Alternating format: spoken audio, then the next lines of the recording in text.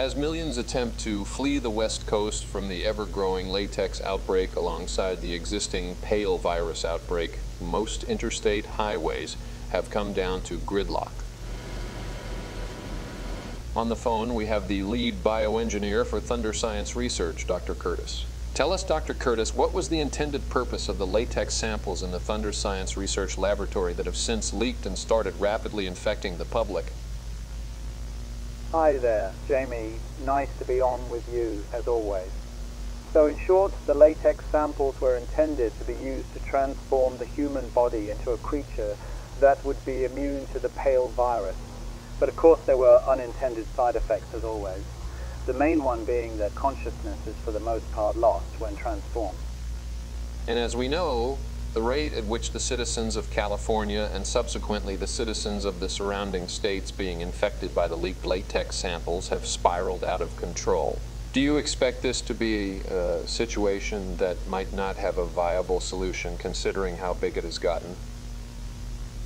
But it's important to always maintain a positive attitude no matter how seemingly non-viable an obstacle might seem. After all, it is those who try who, if not succeed, then at the very least get farther than those who don't try at all. And that is essentially the core of what we try to do at Thunder Science. Very humble words there. Tell us, Dr. Curtis, what has become of Thunder Science ever since the riot? Have any of the researchers managed to survive the outbreak?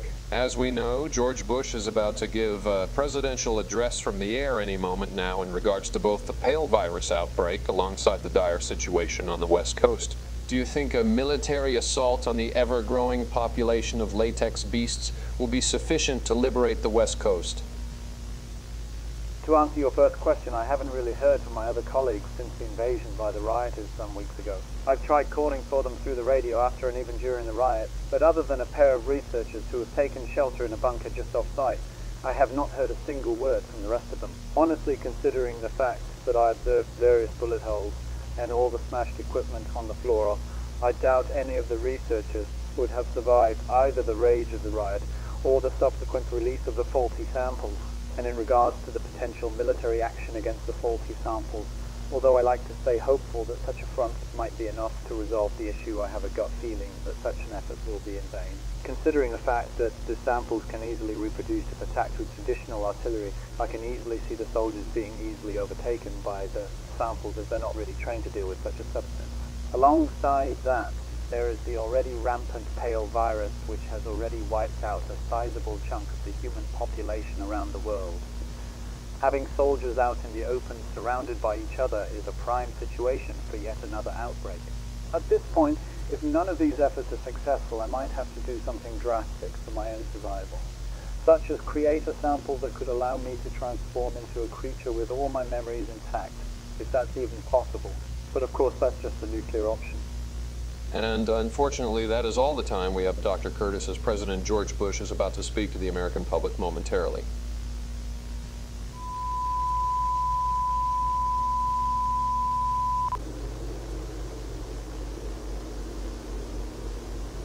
Good evening, my fellow Americans. It has been a long 2 months. We've seen our way of life turned upside down. So many no longer with us. An epidemic unlike any other. It has ravaged our nation, along with every other nation on the globe. Some countries more fortunate than others.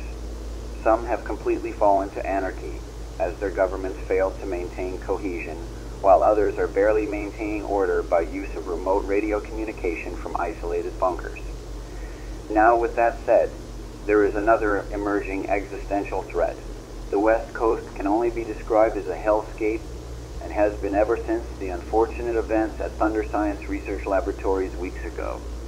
I can't even imagine what it is like to see my loved ones, and everyone I know, turn into what can essentially be described as monsters, less than human, acting with no emotion, but instead entirely off of instinct.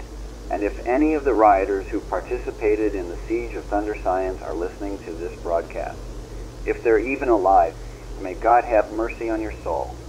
Even with the loss of Thunder Science, there is still hope among the remaining research facilities across the world.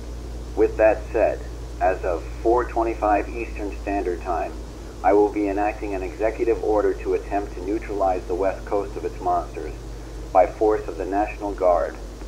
We will try our best, and may God be by our side to save us all. We will get through this together. My fellow Americans, thank you for your time. May God bless you all.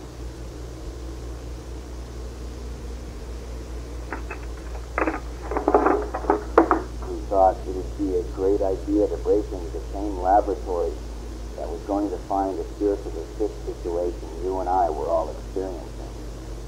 Seriously, some people really ought to be put back in kindergarten. Fucking hell.